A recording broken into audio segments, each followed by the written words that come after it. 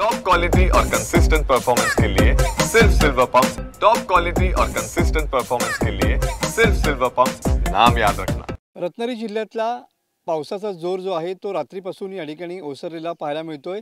आज सकाळी देखील या ठिकाणी पावसानं उघडीप दिलेली पाहायला मिळते।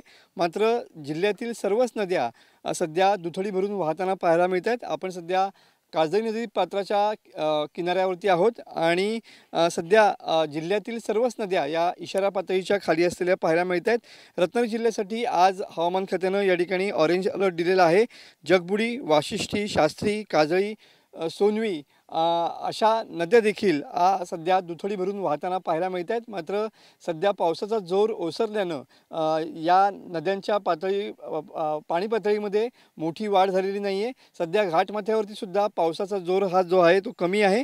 मात्र आज दिवसभर या ठिकाणी सरींवरती पाऊस राहील असा अंदाज हवामान खात्याने व्यक्त केलेला आहे। रत्नागिरी जिल्ह्याचा विचार केला तर जिल्ह्यात आतापर्यंत जून महिन्यापासून 17% इतका पाऊस झालेला आहे। जूनमध्ये आजपर्यंत जवळपास 5,562 मिलीमीटर पावसाची नोंद झालेली पाहायला मिळते। आज सकाळपासूनच जिल्ह्यात पावसानं या ठिकाणी विश्रांती घेतलेली आहे।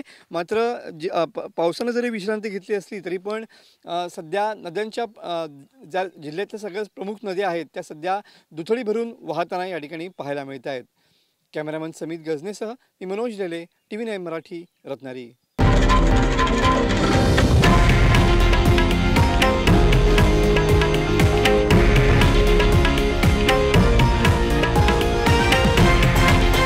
हे आहे देशातील नंबर 1 न्यूज नेटवर्क आणि आपण पाहत आहात TV9 मराठी, एकमेव।